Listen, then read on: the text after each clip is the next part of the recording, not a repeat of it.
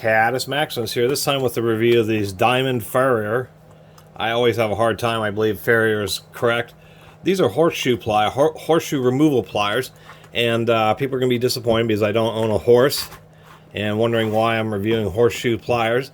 One, because I'm kind of stoked about the diamond name still being around, same font. Turns out Cooper Tools, who owns like gear wrench and stuff, bought out Diamond, I think in the 90s or something like that. And then in 2015, sold out Diamond's equestrian tools. Diamond started out 100 years ago as the Diamond Caulk and Horseshoe Company. They are who popularized slip joint pliers and ended up just making a whole bunch of hand tools, which were really pretty well respected. Ended up getting bought out, and then once again, 2015, another company, which I just looked up and now I've already forgotten, bought out the rights and the division for the Diamond Equestrian tools. I ended up running into these at a Habitat for Humanity, and they were $10, brand new in the bag. When I looked it up, they went like $80 for these things. Pretty expensive. 12-inch handles. As far as I can tell, these are beautifully made. I mean, really nice forgings. The handles are really nice and straight. Nice little nubs so they don't slip out of your hand. There's been a few comments online where people, I think it's more of a quality control kind of issue, where people have had some issues with either the jaws not lining up, or in this case, these jaws line up really well. You can see that they totally close absolutely perfectly. Absolutely perfectly flat. Really symmetrical grinding.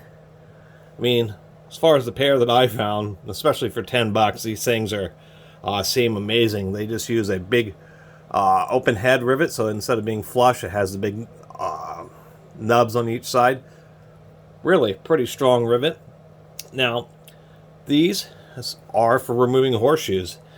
You have the horseshoe, and really you get under there, use this, grab the edge, and then you pry the horseshoe off, and then as you roll around, that's what these serrations are for, is just get a little bit of traction on or grip on the hoof as you pull it off. Sometimes the nails will pull through, and so you just use these sharp edges to either grab and remove the nail or even cut the nail off. They advertise cutting off the nails, but some people have had some issues with, I suspect, heat treatment failures, but they've had some notching in the jaws, and they shouldn't, because horseshoe nails aren't made out of like the hardest steels. But once again, as far as how these jaws, at least new, this is a cotton cleaning rope, I guess is the best way to say it, but I mean, it cuts it off absolutely super cleanly. Now, as far as why I picked them up, besides knowing that they are retail for $80 and they're $10, so I couldn't pass that up, being brand new in the bag, I thought that these would be useful because compared to like the similar tool, which is end nippers, this is obviously a small pair. End nippers tend to have a relatively small clearance area. What I thought these might be useful for is just certain situations where you need a lot of clearance to get a good reach. In certain situations, maybe working with heater hoses or pulling out particular, like getting under and working with particular plastic grommets. Just certain situations where just having a nice opening here can make these a lot more versatile than simply removing horseshoes, which I'm sure they'd work great at.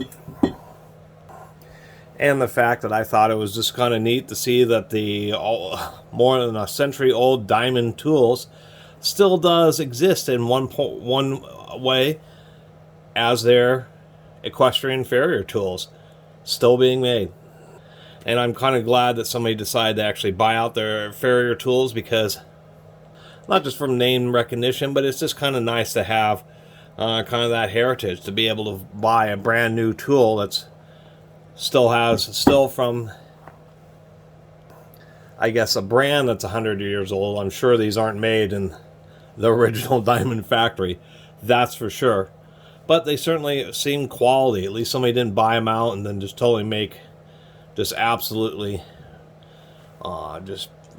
garbage tools. They actually seem to be made pretty well. They certainly charge enough, because for a set of 12-inch pliers like this, 80 bucks, it is a lot of money. They ought to be made well. Anyway, really appreciate everybody who's been subscribing. See you next time.